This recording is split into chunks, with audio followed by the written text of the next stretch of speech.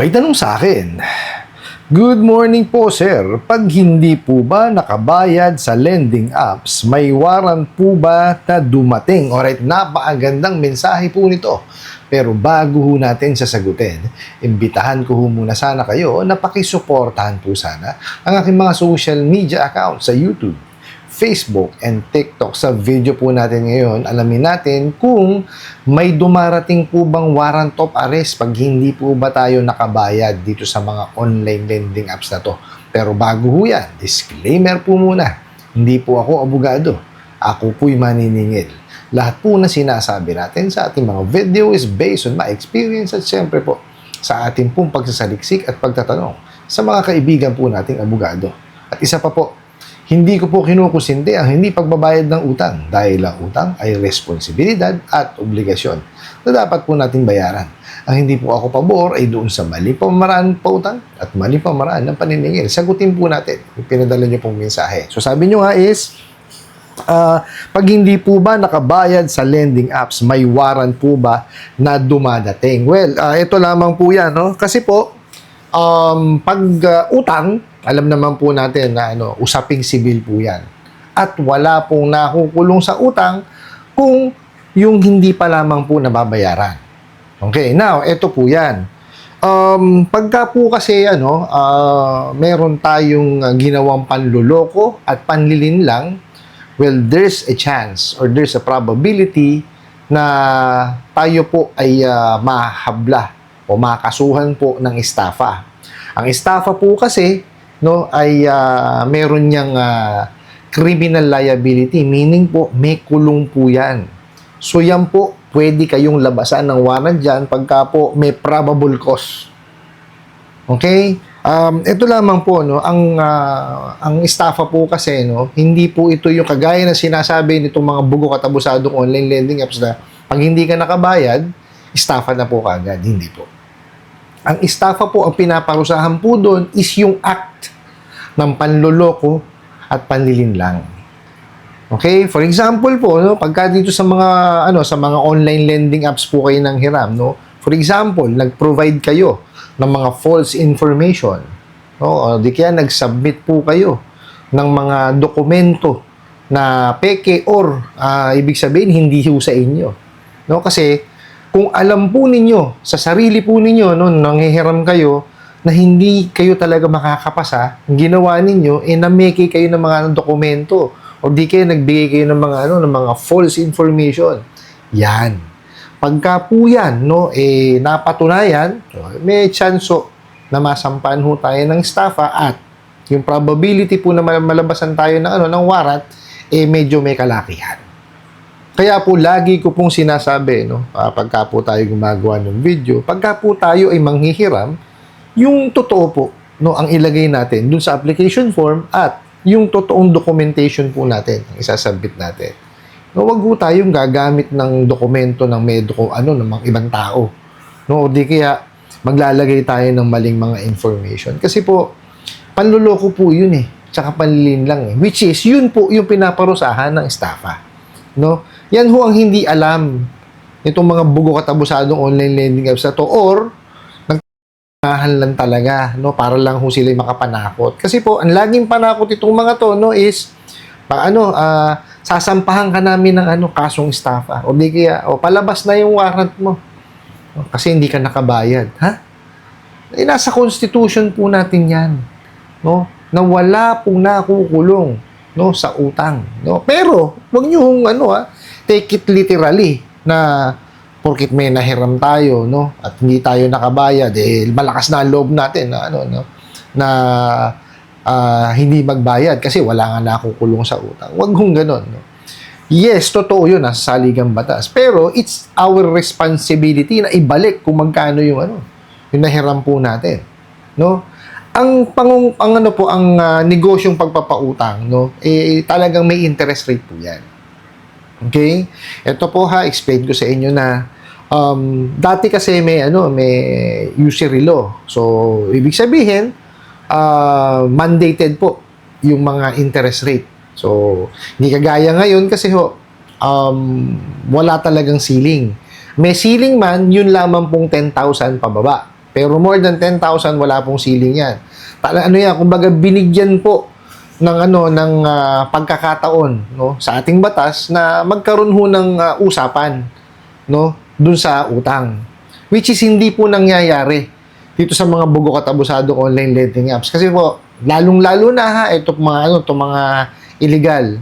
Ang ginagawa niyang mga yan, pagka po nakapag-fill out na kayo sa kanilang apps, no, at nakita na po yung inyong pangalan, yung cellphone number po ninyo, no, at lalo kung nalaman na yan, connected sa e-wallet, magdi-disperse na lang kagad yan.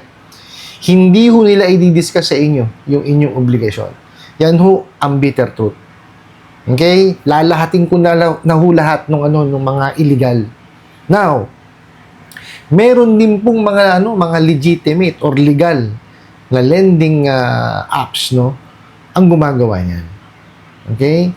Kasi hindi naman ho porket registered yan or kumbaga, yan, may SEC registration, no? Meron yang certificate of authority, tsaka po kasama sa recorded online lending platform. Maganda na ginagawa sa pagpapautang, maganda na ginagawa sa paniningil. Hindi ho. Marami pa rin po, no, ang talagang sumusuway o hindi sumusunod sa batas. Okay, napakarami po nila, no? Kung gusto niyo pong malaman, no, kasi marami ho nagtatanong yan, paano ho ba malaman kung legitimate po, no, yung OLA, no? Pumunta po kayo sa sa website po ni SEC. Okay? I-type niyo po yung recorded online lending platform. Okay? Makikita niyo po yung kanilang mother name, yung nila, yung lending name nila, yung incorporated name nila, tapos dito yung OLA. Minsan diyan may isang corporate name, merong 6, 7, 5 na OLA. Okay? So yun po yung pamamaraan para malaman nyo na legitimate sila. No? Pag sinabi po legitimate, pwede silang magpautang online. Kasi po, pag sinabi yung recorded online lending platform, ito po yung kanilang lisensya or pinapayagan po sila ng SEC, no, na makapag-transact online. Meaning, application nila online, evaluation online, disbursement online, collection online, lahat po yun online. Okay? Pero may moratorium po yan at ang balita ko po ay malilift na po yung moratorium. Hindi ko lamang po alam kung kailan ililift yon. So definitely marami po, no, na mga traditional lending, no, ang mag-apply, no, para po maging recorded online lending platform. Okay? Tapos meron po nga pala ako mga nababasa, no, na comments dun po sa video natin 2 days ago, no? At medyo masalimuot lang yung nalulungkot ako dun sa mga comments nung iba na kumbaga, bakit kayo nangungutang, no, kung hindi kayo marunong magbayad o hindi nyo kayang bayaran. Okay, ito lamang po explain ko, no. Yung topic po natin dito is OLA. Okay? Iba po yung ginagawa kasi nilang pamamaraan ng pagpapautang. Hindi yung sila kagaya ng mga tradisyonal or di kaya yung mga sa tao na may usapang kayo, alam mo kung magkano yung hihiramin mo, magkano yung interest, no, gaano kahaba. No, dito po sa mga bugok at abusadong online lending apps, wala po. Automatic disbursement po sila. Wala ho talagang kaalam-alam, no, yung mga kliyente or yung mga nanghihiram sa kanila, no, kung magkano po yung kanilang obligasyon. Okay? Nakalagay nga po 90 days. Tapos pag na-disburse 7 days lang. Di po ba lokohan? No, kaya nga po ang tumutugis dito sa mga bugok at abusadong online lending apps ay PAOK. Ano ho ba tinutugis ng PAOK? Di po ba? Yung mga organized crime, di po ba? Ganyan ang galawan yung mga bugok at abusadong online lending apps na yan, no? Kaya po yung mga nagko-comment, no, actually masasakit po yung sinasabi nila na salita dun sa mga mga subscribers po natin, no, at followers, no. Wag naman hong ganun kasi hindi niyo ho naiintindihan, no, yung nangyayari dun sa industriya ng OLA. No, iba ho ito. Ibahin niyo po yung yung ano, yung ginagawa niyong pagpapautang. Kung kayo po may negosyong pagpapautang, no? At mayroong mga hindi nagbabayad sa inyo, po pwede ho kayo magmensahe sa akin, tuturuan ko ho kayo kung paano yung tamang paniningil. No, wag na lamang ho yung ano, kumbaga, bastusin, no, or pagsalitaan ng masama yung ating pong mga followers at subscriber, no? Ano na ho sila kumbaga, patutulig na no sa ginagawang pamamaraan ng paniningil, no? Sa maling pamamaraan ng pagpapautang. Kayo man ho, tingnan nyo. Sinubukan nyo, mag-apply sa OLA. Hindi pa kayo natatapos doon sa pag-apply nyo, dinisbursan kayo. Ano mangyayari sa inyo?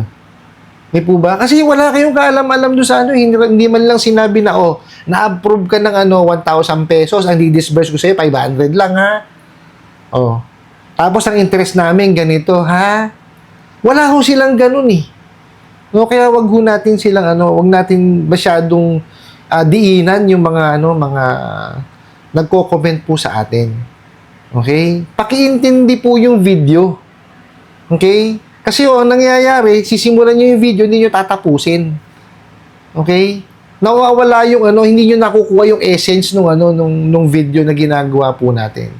Okay? Kung wala rin lang ho kayong sasabihing maganda, no, doon sa ating mga subscribers and followers po na naghihirap na nga, actually na nakakaranas na po ng anxiety at saka ng depression, dadagdagan nyo pa. Huwag naman hong ganun. No? Kung gusto nyo hong malaman kung paano magpatakbo itong mga bugo katabusadong online lending apps, mag-apply ho kayo ng malaman po ninyo. No? Pero wag nyo na ho silang yung mga nagko-comment po sa atin, no, sa ating mga video ng mga subscribers and followers po natin. Wag nyo na ho silang buligligin. No, wag nyo na ho dagdagan pa yung nararamdaman po nilang stress. No? Doon po sa nagpadala ng katanungan na to, wala hong ilalabas na warrant yan. No? Kasi po, ang utang po ay usaping sibilyan. Okay? Sa civil case po yan. Kung sakasakali magkakaroon ng hablahan, no, sa small claims court po ang punta niyan. I hope nasagot ko po itong katanungan na to at sana po'y makatulong. Maraming salamat po sa inyong walang sawang pagsuporta at panonood sa aking mga video. Maraming salamat po sa inyong pag-like, pag-share, pag-comment at pagtatanong. And kunin ko na rin po itong opportunity na to na imbitahan ko sana kayo na pakisuportahan po sana aking mga social media accounts sa YouTube, Facebook, and TikTok. Hanggang sa muli po. Yun lang.